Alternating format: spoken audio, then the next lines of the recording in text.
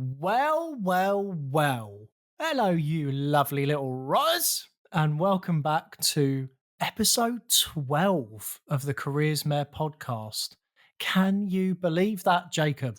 I can believe it. And they're not really welcoming them back to episode 12 because this will be the first time. Unless they're listening to it again, in which case, welcome back to episode 12. Do you want me to do it No?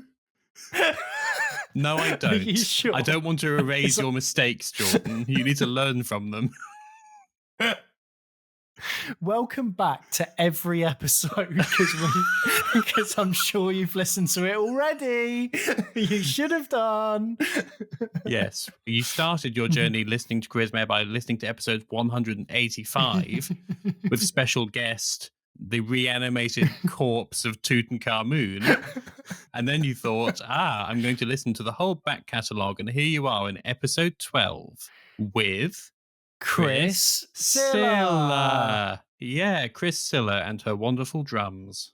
And I know what you're probably thinking. What do you mean wonderful drums? Well, you should know because you've already listened to this episode. So you've clearly got a bad memory. Yeah, so you tell us. Yeah. You tell us what Chris Sylla does. No, go on. Let's wait, Jacob. See, you don't know, do you? You've forgotten. So Yeah, pathetic. It's probably best to just listen to it again. Yeah, well, we know, Jordan, since we have gone to the trouble of listening to the episode 500 times, that, like everyone should, that Chris is a community musician. Yeah, and I think you're really going to like this one. It was a really, really, really interesting conversation we had with Chris. And if you're lucky and you listen all the way to the end, you might even get a little treat from Chris herself. A little treat from Chris and her djembe drums. Damn these lips of ours. We've said too much. Go on, Jacob. Chuck We on the can't app. spoil anything. They've already all listened to it many hundreds of times, Jordan. So don't worry, a little head there. Should we start? Yeah, go on then.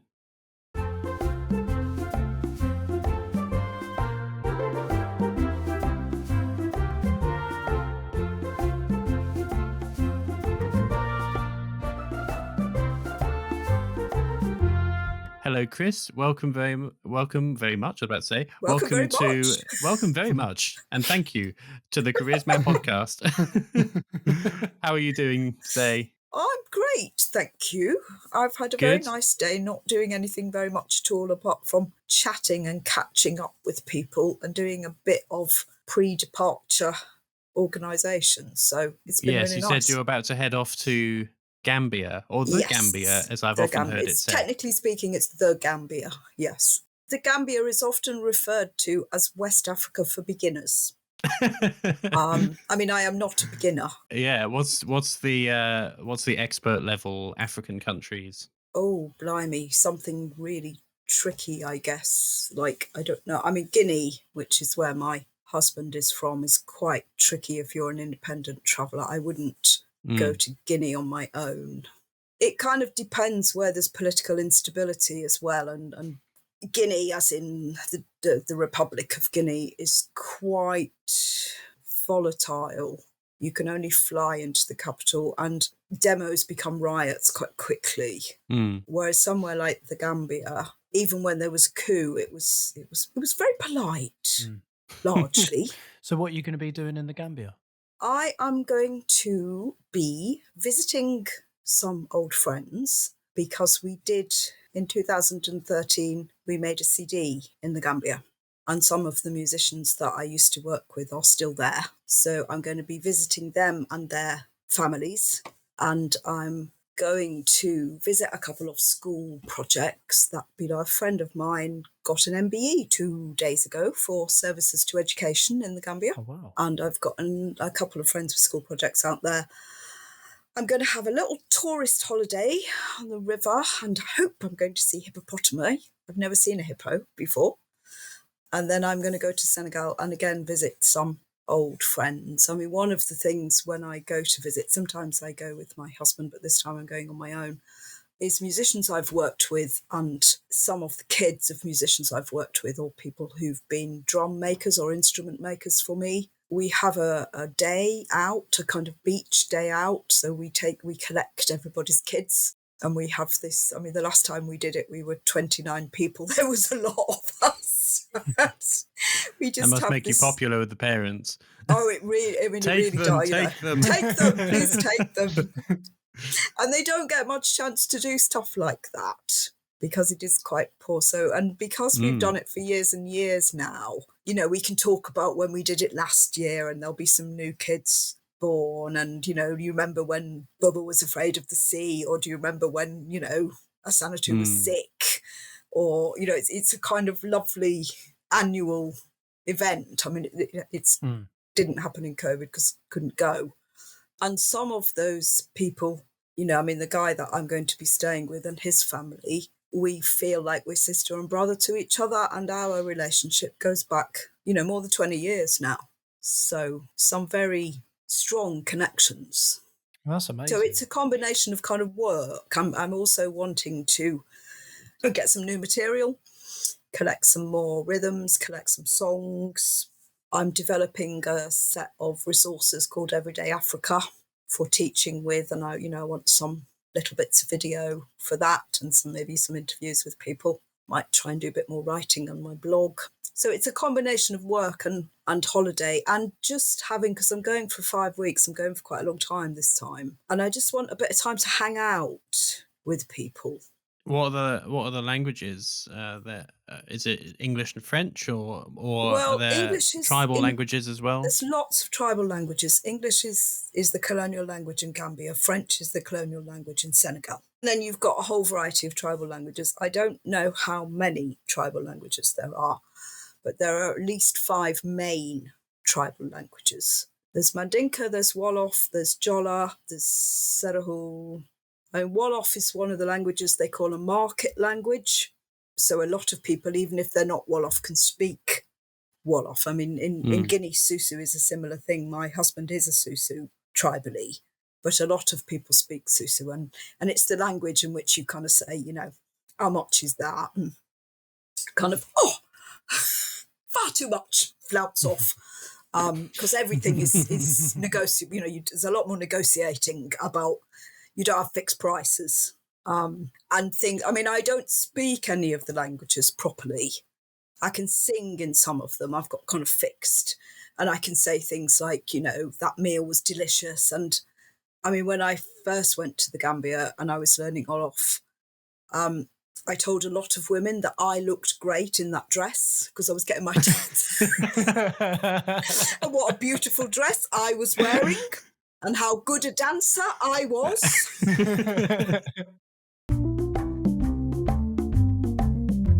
So we're getting an idea, I think, of what you do now. Although obviously there's a lot more to go into, but so it'd be good to travel back in time now to Okay. Yeah, let's do that. What was going on? How did you see your life panning out, or were you blissfully uninterested and just going with the flow, or what were you like back then? When I was growing up, when I was a little girl, I really wanted to be a fisherman, a trawler fisherman. Oh, right. So not like go out on a little boat with a stick. No, I wanted to work. I wanted to work on a trawler, and I really, really wanted to do that for years. I can't remember how old I was, but it was a real big thing. And somebody pointed out to me when I was about 10 or 11 or something that I couldn't do that because I was a girl.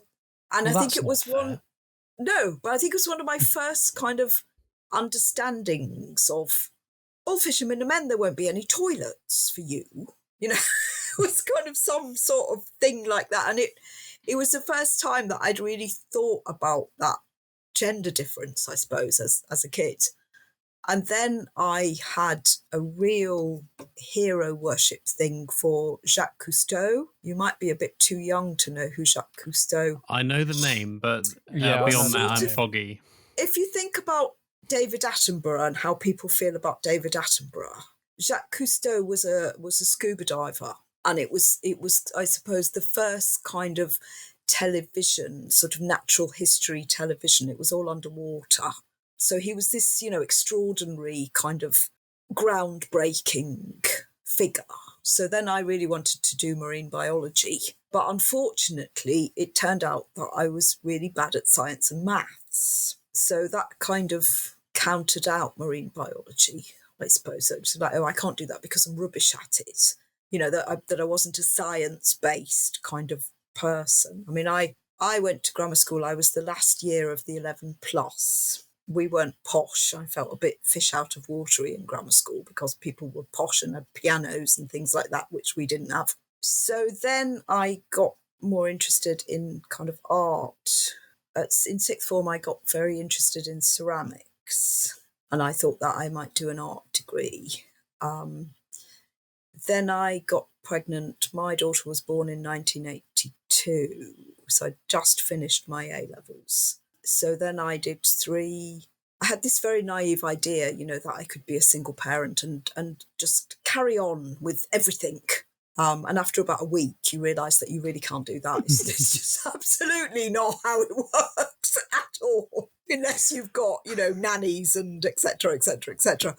Absolutely, yeah. So I had 18 months as a full-time mother with her. And then I went back to college. I went back to being a mature student. I was a very young, mature student. Everybody else was in their 30s and I was in my early 20s by then. And I always thought I was quite stupid, really. Although actually I should have noticed that I passed the 11 plus, so probably I wasn't that thick. What kind of examination was it? Oh, the 11, I don't remember it much. It's maybe sort of problem solving, but obviously not with a high maths component. I mean, there was that educational idea at the time that there were three different kinds of intelligence. There was the academic, the technical, and what they called the concrete, which is what we would call practical. I get, when you say things like people are good with their hands, I've got friends who are carpenters or, I'm rubbish at that kind of thing, although obviously I can reskin drums, so I'm not entirely rubbish, but it's a different set of skills, isn't it? I'm quite intellectual in lots of ways and not so good with my hands. But there was this theory at that point that there were sort of three kinds of intelligence and you would just filter kids. And then it sort of became almost a system of if you were bright, you passed your 11 plus and you went to grammar school. And if you were less bright, you went to comprehensive. And there weren't that many technical schools built. Well, that was always the big problem, wasn't it? Is that the whole system was let down by the fact they didn't put enough into the secondary moderns. Because if they'd made them really great technical schools, then you could have had all sorts of poor kids going on and being academic or going on and, like even now, if you, if you're working class now and you have the good fortune to have the opportunity to train as an electrician or a plumber or something like that, then you're pretty much set for life, because a lot of people like me wouldn't want to do that job, look down on it when we were 18 and thinking what we're going to do.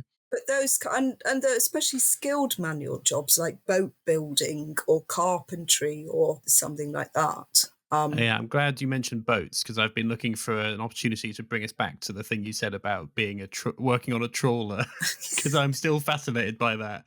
I don't know where that came from. It's just it's a thing as a small child that I just really wanted to do, and it completely went away. And then, as I say, it got replaced by the idea of marine biology. And then did you like read a kid's book about a fisherman, or was it something like that? Did you grow up near the sea? No, I grew up in Derby, question. about as far from the sea as you can get in any direction. Well, maybe that's really why then you were longing. smelt the freedom of the sea. I must, yeah. I mean, I lived for 35 years in Brighton, so I did go to the sea in the end. But well, you got your hit eventually, yeah. It's fascinating, isn't it? I don't know where that came from, but it was. I mean, my dad used to do some fishing, and when I was a kid, we had a caravan and a boat, and we used to go out mackerel fishing. So maybe there was something about the feel of being on the boat that I liked, or. I mean, I didn't like the fish dying because there's this very sort of physical thing. So when you go fishing, I don't know if you've caught fish, where you get this beautiful shiny thing. And as it dies, it stops being beautiful and shiny. And you can really sort of feel the life force going out of it. And that actually used to quite upset me. So it was interesting that I decided that that's what I wanted to do. But maybe it was something about how I felt in boats that I like, I mean, I didn't get a lot of chance to be in boats, but when we were You know, my dad worked at Rolls-Royce and we used to go on holiday to the caravan for 2 weeks every year. And I must have just really liked how it felt. I mean, that's good enough at that age, isn't it? If you I think think about so. what you want to do, Yeah. it's just, when do I feel nice? When do I feel safe and comfortable? And I think actually I've lived my whole life like that. You know, I mean, the job that I do now, it feels nice. I like it. You know, I specialise in West African percussion. I drum. I play. You know, it's how it fit. I like the feel of what I Mm. do, and I suppose, you know, I've changed direction quite a lot of times in my life, and I suppose it's always been a bit like that. Really, it's like I like this. It feels great, and when I don't like it anymore, I don't do it, even if it might remain sensible, kind of thing. So you went through uni, you learnt a lot. Do you say sociology, Chris? Yeah, I did sociology. Yeah. Because I also did sociology. Oh, And then what came after that? and then what came after that was teaching. Oh, straight away. Yeah, straight away. I did an MA after my BA. I did it part time. I did it at the University of Kent in Canterbury, which is posh. I have an MA in Women's Studies, which I really like. It should be a mistress, shouldn't it? Not a master's. And yeah, I was originally going to kind of carry on with the academic thing and do a PhD and go into the, you know, like you do, enology and be a doctor. Partly because when people say, is it Miss or Mrs., I wanted to be able to say, actually, it's doctor. But I never got that far. And so I started teaching. My very first teaching job was in a tertiary college in Lewes, which is near Brighton. And I got it by sheer bravado, because when he said I'd done 2 sessions in a private tutor college, and it was like, how long have you been teaching for? It was precisely a week. And so I taught A-level sociology and what was then O-level sociology.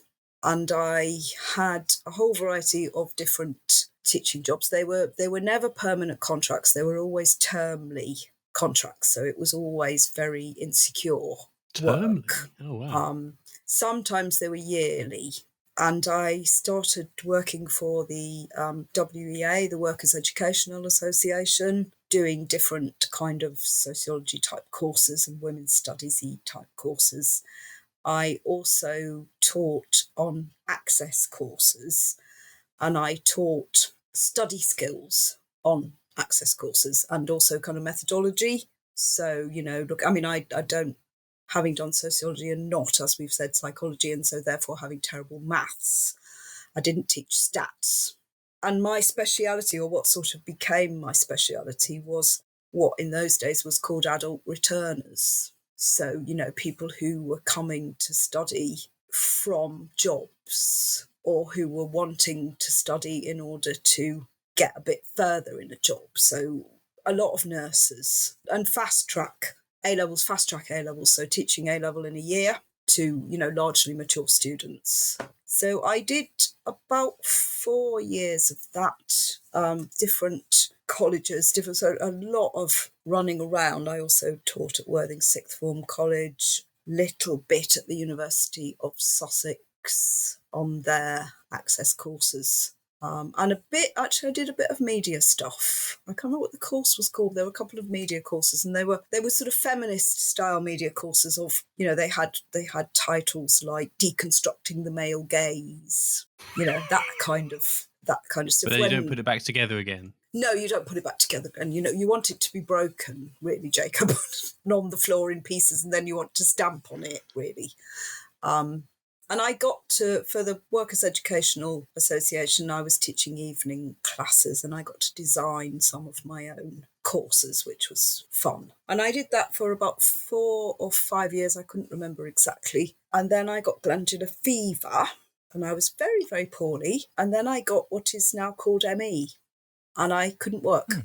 So I had a period of time where I was very poorly. Not only could I not work, but I couldn't bloody think.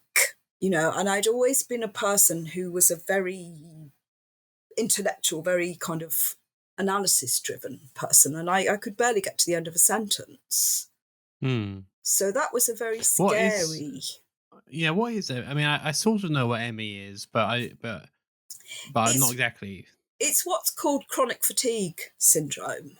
So, and it's a difficult illness because people tend to think that you're faking it. They say things like, oh, yes, I get very tired too.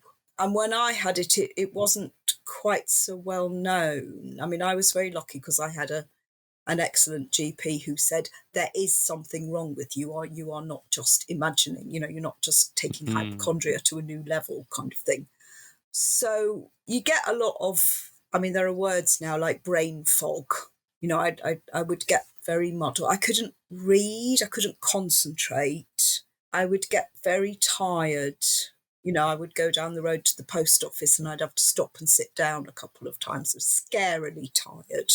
And I had about 3 very, very, very bad years where I was largely bed-based. Couldn't really do very 3 much years. at all. Wow. And social welfare in those days, you got something called incapacity benefit, but a bit like with some of the universal credit stuff these days, you had to prove that you were genuinely ill and that you weren't just sponging off the state and faking it. So, they were nasty kind of examinations and kind of, how far can you walk without getting tired and etc., etc., etc. But yes, the kind of politics in those days, there was incapacity benefit. And then a bit like now, it's the same problem with universal credit, isn't it? Is when you are getting better, but not entirely well, there is that difficult thing about working and managing working and how the state feels you ought to work and what you're allowed benefits for. And it's all a bit tricky. So I didn't go back into academia. I didn't go back into teaching because I felt it was probably a bit too high pressured. And also times had moved on a bit. And I never had a teaching qualification, which didn't matter at the point that I started teaching, but then suddenly started mattering. It's like, oh, I've got 5 years experience, but no piece of paper. Well, that is interesting because even when you said that, I went, "Oh, you didn't have a qualification." Because Yeah, to our I generation, didn't. it's like the piece of paper is God. It's all Yeah, powerful piece of. I mean, since the expansion of the universities, it really is like that because yeah, so many young people have one of these things. yeah. Everyone has them, which makes them quite a lot more meaningless than they were back when only a few people went to university. It's really interesting, isn't it? I've got a degree and an ME. Sorry. Oh, look, that was a Freudian slip. A degree and an MA. Is that what you said in the interview? I've got a degree in ME. I've got a degree in ME. Yeah. When can I start? Yeah. When shall I begin? What is it called these days? Lived experience, isn't it? I have lived experience. Because the job that I do now, which is that I'm a community musician, I also have no paper qualifications at all for that. So it's an interesting part, isn't it, of my life, really, that although I have a degree and an MA, I don't actually have bit of paper that says that I'm allowed to do the thing that I do. I do have a bit of paper that says that I am a trained massage therapist, because that's what I did next. Ah, lovely transition there, Chris. I appreciate that. Yeah. So it was something I'd always done, but I didn't have a qualification for it. I'd always done, a bit of massage with my friends, and I trained. I did it very slowly over a period of 2 years while I was recovering, and I did anatomy and physiology, which you have to do to get qualified and insured. And then I did an ITEC Swedish style massage, which is the kind of basic qualification, and got insurance and started to work some from home. I worked part-time in a sports centre at Sussex University, actually. Can I just ask about the process of getting a massage qualification? What I'm imagining is that you massage the examiner. No, you don't do that. That would be interesting. You massage other students, you swap, Okay.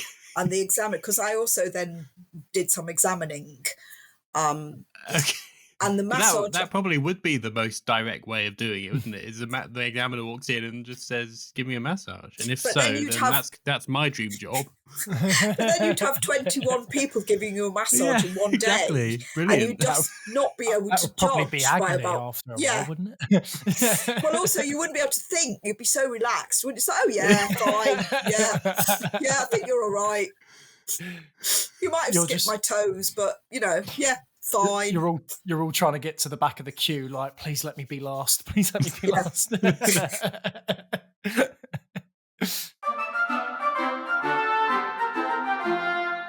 During that time, I got quite interested in West African percussion, and I did that as a hobby.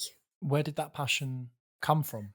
That's an interesting question, isn't it? I used to go to, do you know the WOMAD Festival? There's a really big festival called WOMAD, which is World of Music and Dance. It was started by Phil Collins. It was what in those days was called world music. So you would see really interesting, you might see kind of Tibetan throat singing, and kind of Japanese taiko drumming. And that's where I first came across djembe playing. And I just really liked it. And then I found out there was a group in Brighton and I joined it and I liked it a lot. And I started doing more of it and I really liked it. And then I started teaching it a bit. And then I went to the Gambia for the first time in the year 2000. My grandmother died and left me some money. And I went on a musical holiday to do drumming for 2 weeks. And since then, I've done more and more and more percussion and less massage. But I suppose, in a way, similar techniques, like sort of tapping on something with your hands. Yeah, hitting things with your hands. Yeah, like the thing where you could kind of do little karate chops on someone's back. Yeah. You just turn your hands around 90 to Yeah, 45 that degrees. way, And then, instead of that way. Yeah, exactly. Had you ever played instruments before? I had a very brief and disastrous relationship with the violin in the beginning of secondary school. Did it burst into flames or something? I wish it did. I used to hope that a string would break because I hated it so much and I was so bad at it. And it was so, that was probably what was available. So it was learning music was thought, it's a good thing to learn an instrument. And I mean, I don't think I was offered drums. I think if I'd been offered drums at that point, I'd have gone for drums. But I don't remember being given a choice. Maybe the violin was all my school had left. I really hated it. I really hated it. And I gave it up as soon as I was allowed. I don't think I even did a year's worth of lessons. And I just really hated it. I was really bad at it. And did you think then that music wasn't for you at all? No, I just thought I couldn't do it. Or playing? It was like maths. I just thought I was rubbish at it. I couldn't do it, and I like to sing. I'd always been like to sing, but I was one of those kids in the choir who, they used to say, "Can you mime?" Because you're too loud and you're out of tune. And it's like you're very enthusiastic, but you're rubbish. So just mime. So I had never thought of myself as a musical person, and I think that's where rhythm is very attractive. And I'm a community musician these days, and it's what I do, and that's how people feel about it. It's kind of people say, "Oh, I can't do music," and then we'll play something together, and it's like, this is a rhythm that we've made, and you can do it because look, you're doing it, and it brings a great deal of joy. And I think that's the process that happened to me. It was kind of like, oh, actually, I can do this, and I really like it. And we're kind of back to what we were talking about at the beginning, that I liked it made me feel nice. I liked it. I like, what I do, and massage is the same, I guess. I mean, I've got arthritis a bit in my hands now, so it's not quite as, but I like the feeling of it. I like how it makes me feel. It makes me happy. And it also makes other people happy. And through percussion, particularly through djembe drumming, it's like, oh, this is something I can do. And it's a group activity. It's not something you do on your own. It's very connected to other people. And all of those teaching skills, because in a way, if you've done teaching, you can kind of teach almost anything, can't you? Because you know how to organise groups, you know how to organise whatever material you're disseminating, you know how you know how people learn, and and because a lot of my specialities had always been sort of mature students and returners, and I mean, a lot of the work I do now is SEN, which is special educational needs. I also do groups. I do quite a lot of music work with groups of people with dementia. It's very connecting. So how does, well, first of all, I guess, what is a djembe drum exactly, and what makes it special or unique? But then how does it have those applications? Well, a djembe drum is a West African drum. It's a very particular kind of drum. It's sort of shaped like an egg cup. So you've got a bowl and a stem. That's an easy, for people listening, that's an easy thing to visualize, isn't it? An egg cup. And it's made of different kinds of wood, depending on which country it comes from, and generally goat skin. It used to be just played in West Africa and not really anywhere else. And it's interestingly become the most played drum in the West now. It's come over from West Africa. And I think people like drumming for all kinds of reasons. I mean, we have drumming in our own traditions, don't we? But it's often military or in the scouts or kind of marching bands, that sort of stuff. And djembe drumming in West African society comes from the village traditions.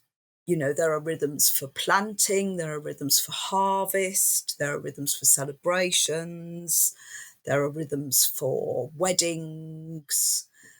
It's for something. So it's either for working to or for. So it's very much about connecting people. We live in an increasingly fragmented and disconnected society, even though we have social media all the time. And groups around dementia or different kind of special needs and neurodiversity type groups, working with rhythm is very connecting, and particularly for people who have difficulty not verbal. You don't have to, you can have a really nice time drumming together. You don't have to talk at all. There are a lot of learned skills on there. I mean, the SEN group I worked with, the special educational needs group I worked with, we learned lots of things. We learned to take turns, wait for another person. It's your turn to play, then it's somebody else's turn to play, then we learned to do things together. We learned to start together and stop together. We learned to play loudly and quietly through and without me doing any verbal instructions about that kind of stuff. And it feels nice. Making a noise feels nice, and being able to control the noise feels nice. I mean, not everybody likes it. It's, djembe is very Marmite. People are either like, wow, or they're like, what?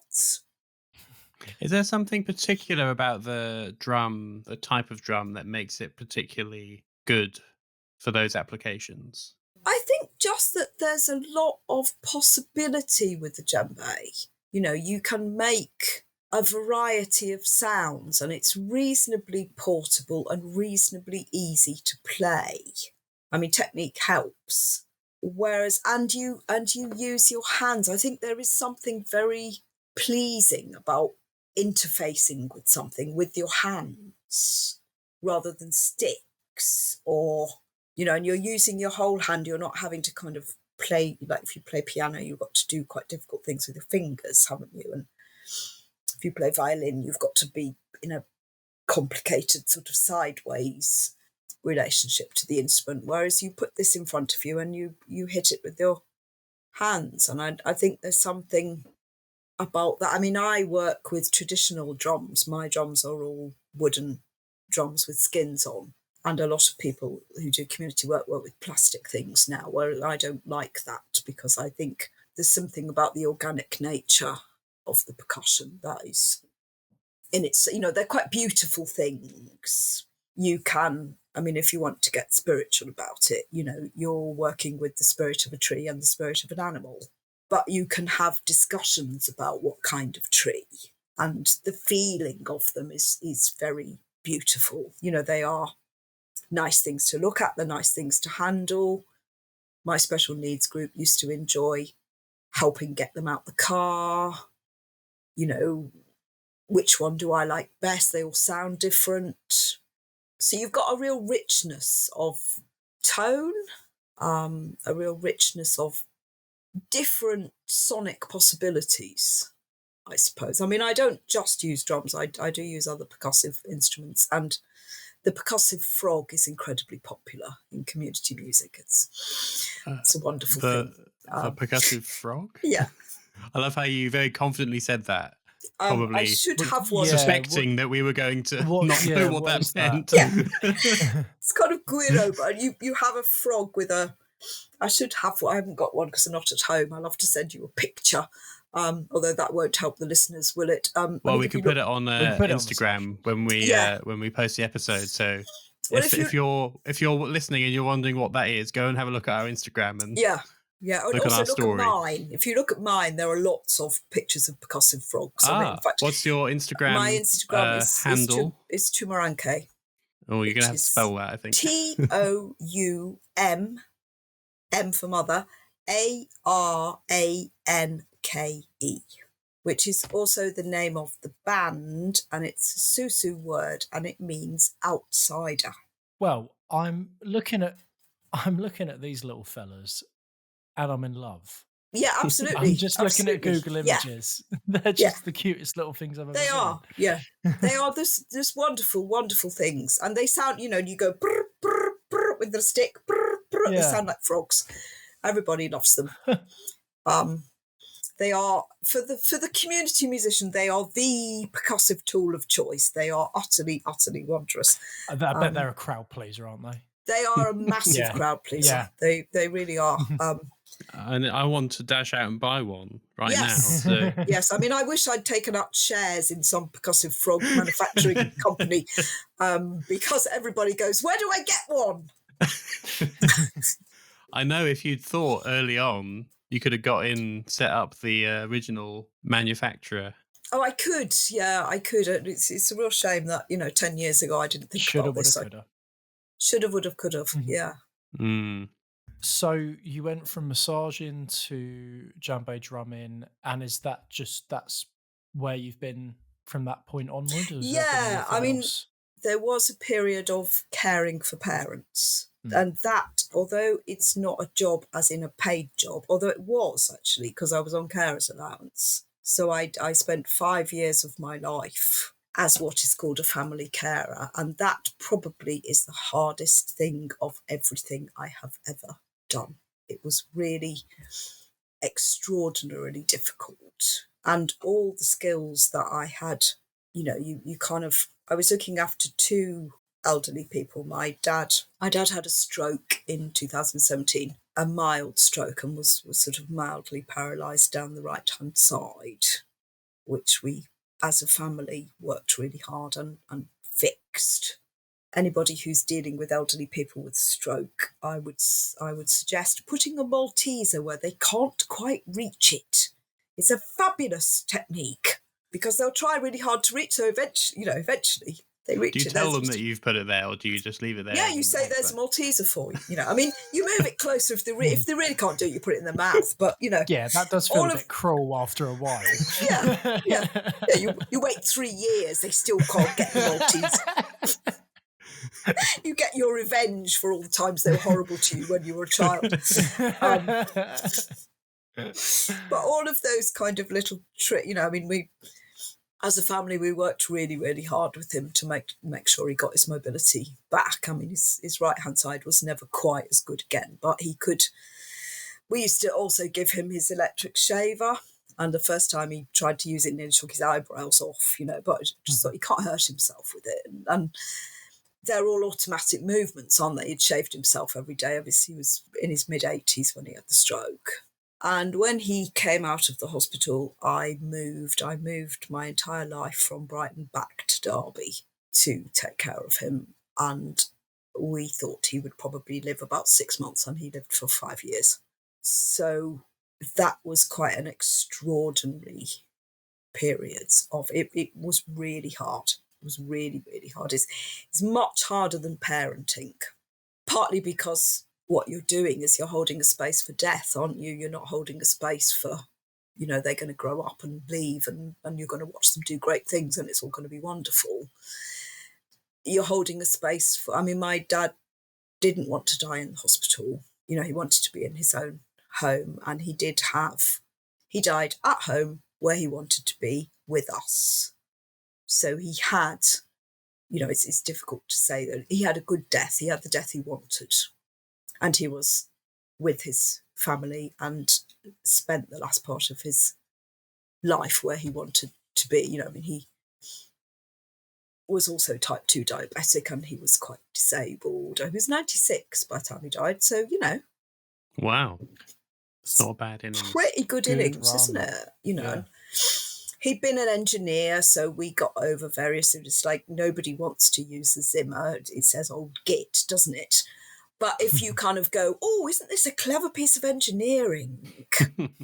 You know, and we did that with, you know, then we did that with the stair lift, then we did it with the commode, you know, and we dealt with it by talking about, you know, so we would spend a lot of time critiquing kind of disability aids, if you like. I mean, there's anybody who's ever spent any time with wheelchair users knows that most disabled toilets are really badly designed. You have that whole situation of, do I push my wheelchair person in front of me and then I'm behind that person and I can't help them to the toilet, or do I go in backwards?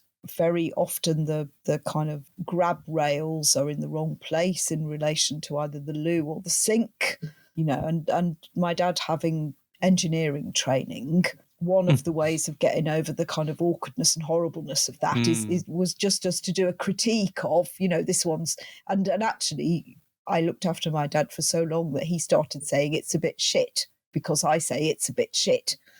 And he would never have used words like that before, you know, so it's a bit shit because, you know, the grab rail is 4 inches too low and on the wrong wall, or whatever the particular issue was. And it was just the way that he and I learned to manage all of those difficult sort of personal dignity situations. And as a person gets more and more reliant, you know, I mean, nobody wants anybody else helping them on the toilet, do they? Nobody wants those kind of, you know, when it's a small child or a baby, it somehow there's a bit more dignity, and also they're going to stop doing it, whereas when you're looking after elderly people, it's only going to get worse, and we all kind of know about that. And, you know, then there's the difficulty of if you wet yourself or worse, and, you know, how does that get dealt with? And just trying to sort of keep a certain amount of dignity but also a bit of humour. I mean, we had a particular commode that caused a vacuum, so he would get stuck, you know, sort of kind of. And all of that sort of thing is very difficult. I mean, it's where we're all going, isn't it, if we're lucky enough to get old? Well, yeah. And you've got to find a way of managing that and you know, I mean, I took care of my mum too, but I think it's harder with father-daughter, or probably with mother-son. You know, if you're doing that kind of physical servicing of the body. And I mean, we were very lucky because he retained a certain amount of mobility. He actually died of pneumonia in the end. You know, we went all the way through COVID and was only sort of completely bedridden for about 2 weeks. Okay. But you have all of the, you know, the difficulty of trying to help a person move about in a bed, and you've got more and more mobility aids and, you know, these things called slide sheets that are difficult to manoeuvre, and you can get stuck. And, you know, I mean, we had a care service to help in the last 3 months of his life also. But it's very physical too. You know, there's a lot of kind of clambering about and trying to get behind. We had one of those hospital beds, you know, that the kind of front bit will go up and the bottom bit will go down, and all kinds of sort of help. But it just is very difficult. And my mum has low-level mental health issues, so very different set of needs. And at one point was quite psychotic, which is very difficult to manage, because you can't just keep saying to people, don't be stupid, nobody's spying on you, or, you know, it's because that's real for the person it's happening to, isn't it? So kind of learning to manage a person who imagines things without continually just going, that's stupid, that's nonsense, or any of the things that you might want to say, is quite Yeah. challenging. How do you do that? Well, you go into the garage and say those things, and then you come back. Or this is where social media is great, actually, because in those years, or you text your friends and you say, I f***ing hate this because, she's just said the man in the next garden's got a telescope and she's always saying that and I hate it. And if you can offload like that, especially, my phone was so useful in those years because I could text people. I had some very supportive friends, and I could text people, and I could just, I hate doing this. It's crap. I hate it. It's unbearable. I'm, and I want to kill them, and I'm not allowed. And That's quite interesting, because I think if I had a don't joke to sorry. death, John. It's just the fact I want to kill them, but I'm not allowed. Because everybody thinks that. I mean, it's like the same with small kids when they cry and cry. You think, oh, just stop it. But you're not allowed to kind of express those things, because you're supposed to be kind and considerate. But everybody thinks those things, don't they? Yeah. I mean, people are both inherently wonderful, inherently terrible, and very funny.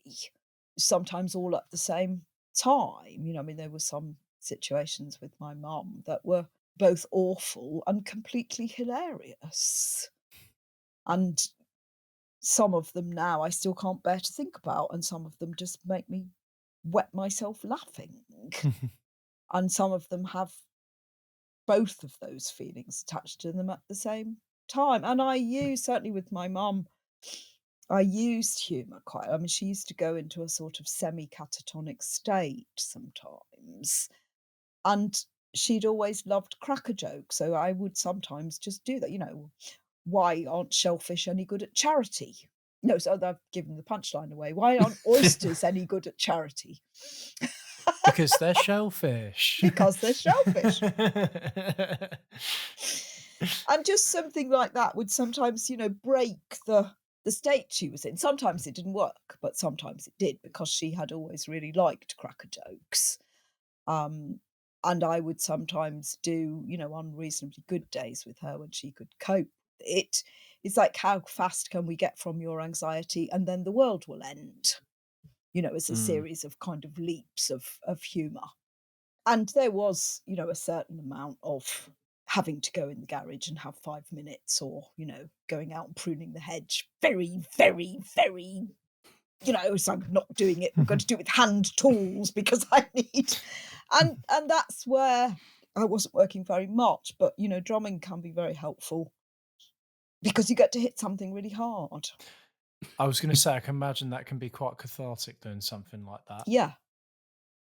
You could get someone's face printed on the drum skin, couldn't you? Exactly. And when I'm working with groups of, people with carers, the carers nearly always say, that was great. And they do sometimes say, I was imagining somebody's face.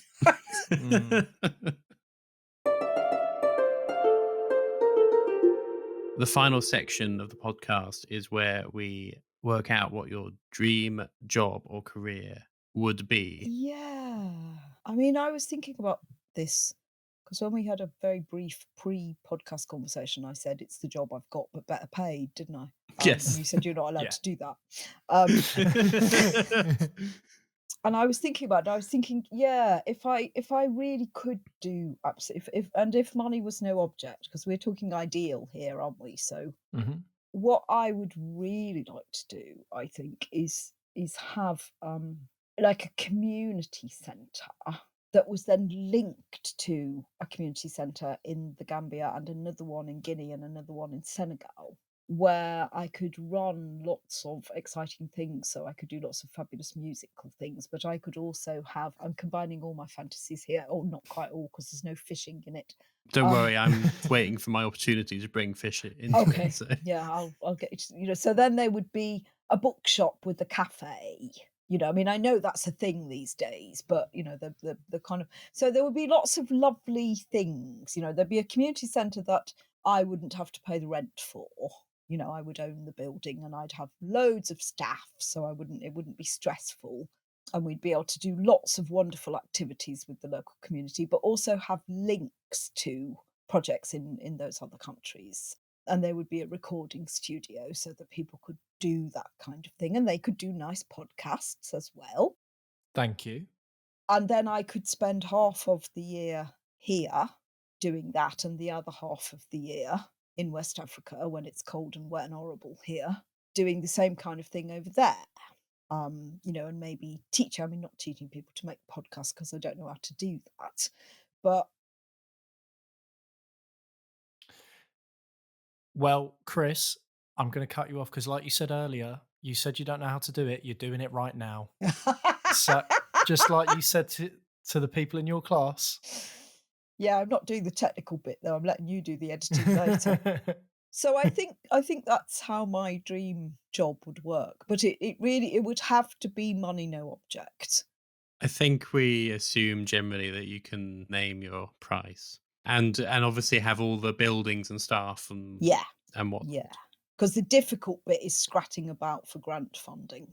So, not having to do that. And so therefore being able to have, a lovely recording studio with all the state of the art equipment and, the right kind of sound engineers and a lovely bookshop and cafe with all the lovely things that people like in cafes and, maybe a community kitchen to feed people and just all the lovely things you could imagine. Maybe the way to tie this all up very neat. I love the idea, by the way. It sounds lovely. And we'll come back to more of the details about it in a second. But I thought maybe a way that you could fund it, if you're willing, is if we, in this fantasy scenario, gave you the exclusive right to fish in a certain part of, say, the North Sea or the Channel. And maybe for a few days a month, you have to go out on the trawler, Where there get would the be a fish in. women's toilet. There would be a women's toilet. Yep. It could be an all women's female Yeah. trawler if you like, and all the fish could be female as well, if you like. I don't know about that, but yes. I mean, it's all Or a bit. male, If you actually, if you prefer the fish to be men, yeah. Yeah, I think so. Yeah, I think we skip lightly over the politics of fishing in the North Sea because that's an entire podcast by itself, isn't it? I mean, Mare is coming soon, but that's the new spin-off. yeah. Fish Mare. We'd all get hate mail in our Instagram and Twitter feeds forever now.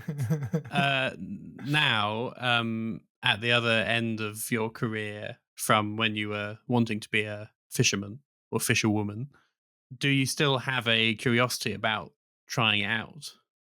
No, I really don't. I can't imagine. I really would hate it. Oh dear. Okay. It's, you would. So you wouldn't want that to be part of the deal then, that you fund the I wouldn't. centres using fishing. No, I'd be working on a trawler.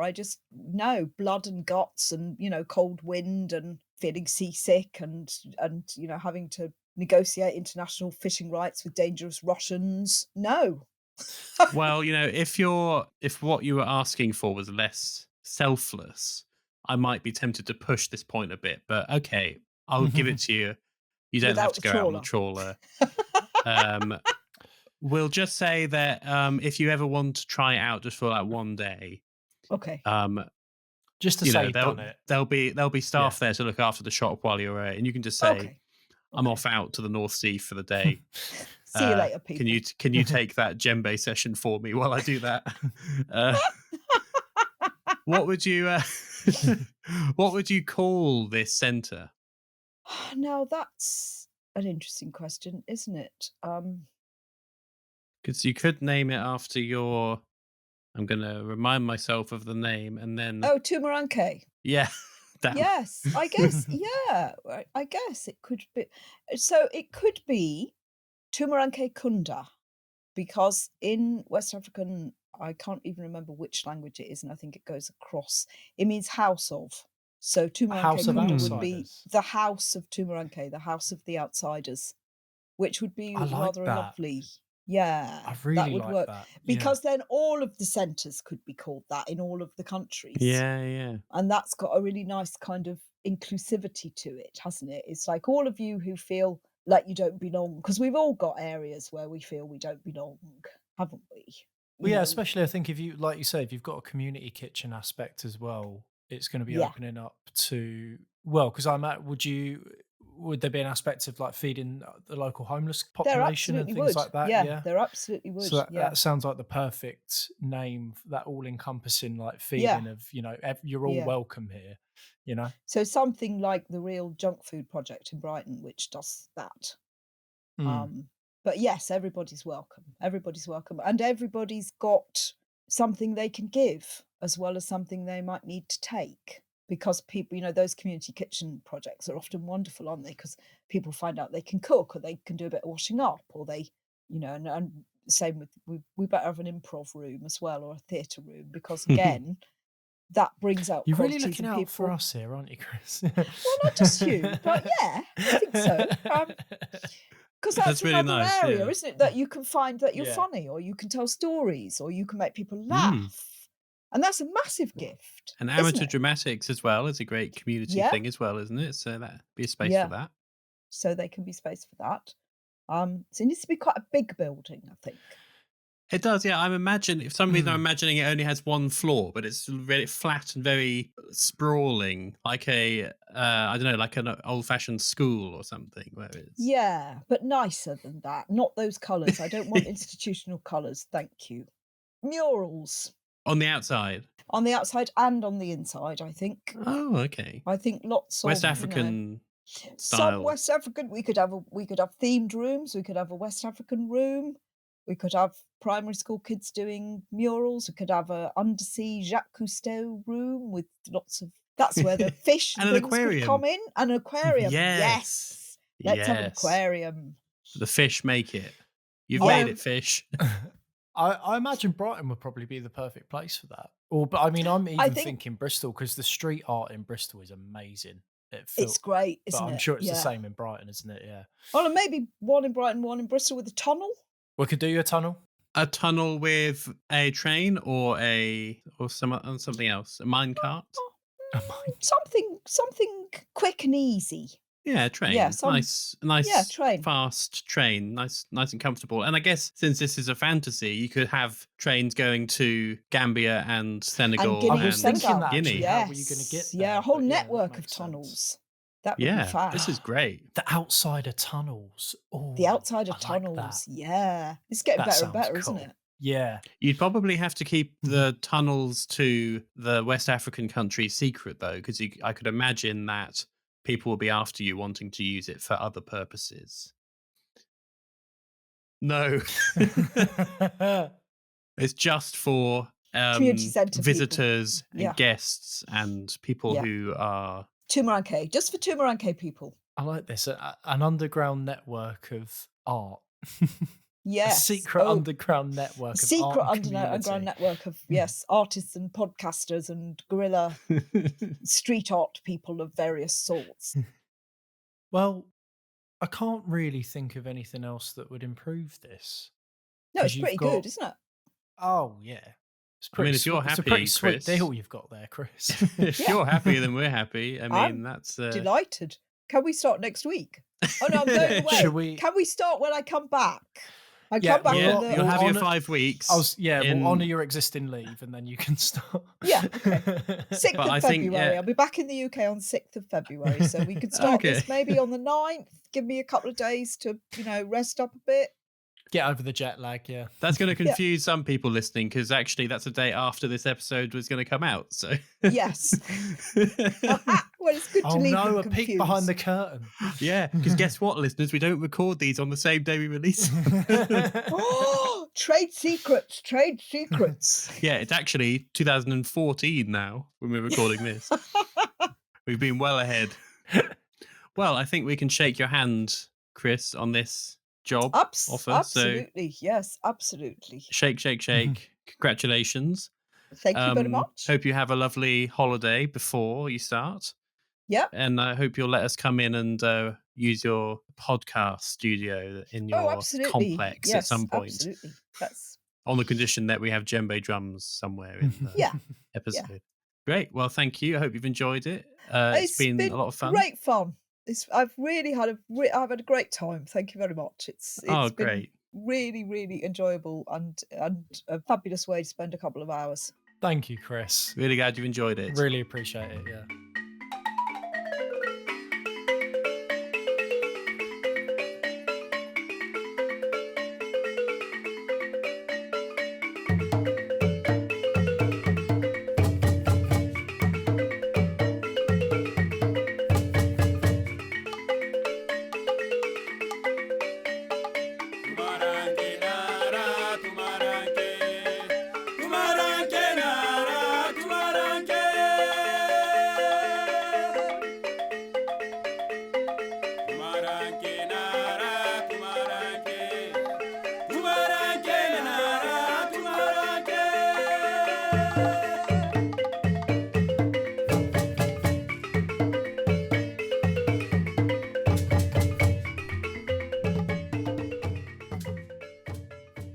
We hope you enjoyed that little snippet from some of the music that Chris has made. That was Tumaranke, and the album is called Inside the Chicken's Mouth. And it sounded bloody brilliant. Yeah. Do you know what else is inside the chicken's mouth? What's that? The words, "Baka!" So you thought I was going to say something like grain, didn't you? Yeah. Full of surprises. Yeah. Well. But Jordan, when's the next episode coming out? Okay. It's not on the 19th of February, is it? Oh, well, would you, Adam, and believe it? It is. Oh, no. I'm busy that day. Oh, are you? Oh, we won't bother then. I guess we'll just wait until you're free, will we? Let Honestly. me just make some little amendments to my diary. Oh, actually, now I am free on the 19th of February. Oh, well, I'm glad we could be a sloppy second. I don't want you anymore, mate. No, because you know what it was? It was really silly. I actually had it marked in my diary, something there, and I thought, oh, I'm busy. But actually, what I had in my diary was listen to episode 13 of the Careers Mare podcast. Well, isn't that lucky? Do you know who's going to be on that episode? It's a secret. Shh, we'll never tell until it comes out, and then we'll tell. We'll tell you then. But it's a very, very funny and interesting person, and you're going to really enjoy it. And as an even bigger treat for you, because you've been so good, haven't you, all you lovely listeners, we're going to play out on some more of Chris's wonderful music. And we hope to see you in the next episode.